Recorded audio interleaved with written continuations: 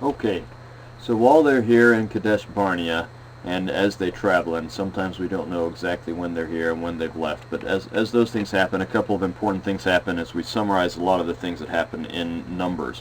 One, Aaron is chosen to be the priest. This is when they get that that interesting example of everyone putting their rods out in front of the tabernacle, and then Aaron's rod has an almond blossom come on it. So you can see some almond blossoms here, and that's how they know that he will be the priest, and the Levites will be those who are supportive of the priest and hold the Levitical priesthood.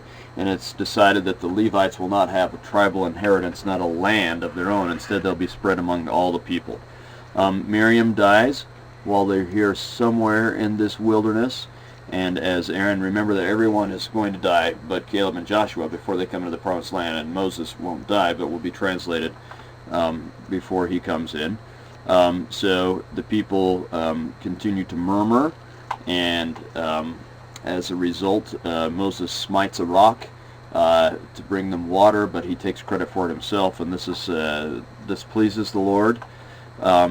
And then they want to go through the land of Edom, but the Edomites won't let them in. So the Edomites are down in this area, but they seem to be spreading over into this area as well. Remember, these are the descendants of Esau, and they are also preventing them from moving around over here. So the Edomites won't let them through, and they have some problems with that. Aaron is told that he is going to die, and so he's told to go to Mount Hor to die, which might be just kind of short for Aaron. That's very close to modern-day Petra. So here you have modern-day Petra, whoops, and some of the area around there. I'll just show you another couple of pictures of that, and there is a mosque built on top of Mount Hor, a traditional Mount Hor. That's supposed to be the traditional resting place for Aaron.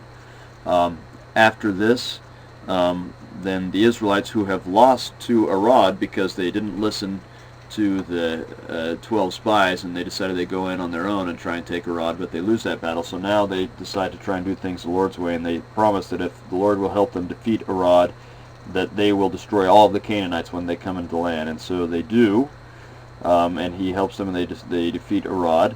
Then they travel by way of the Red Sea. So let's see here. I've got a map for that, if I can find it. Here we go.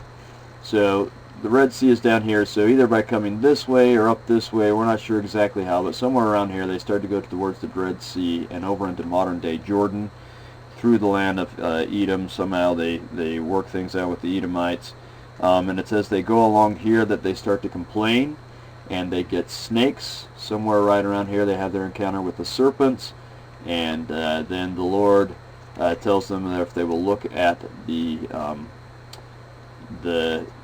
brass serpent, that they will be healed. So here's a commemoration of that on Mount Nebo, which is a little further north than that, but over in Jordan, so similar territory, and you can see that. So they're healed as they do this traveling around here, and they stop for a while and so on. They keep traveling. They find a spring, and that makes them happy as they're working their way from Edom up into Moab. So they're now getting into Moab. Remember that Ammon and Moab are the descendants of Lot by his two daughters. So they get into Moab. They find a spring there. They want to travel on the king's highway, but the Amorites refuse them passage on the king's highway.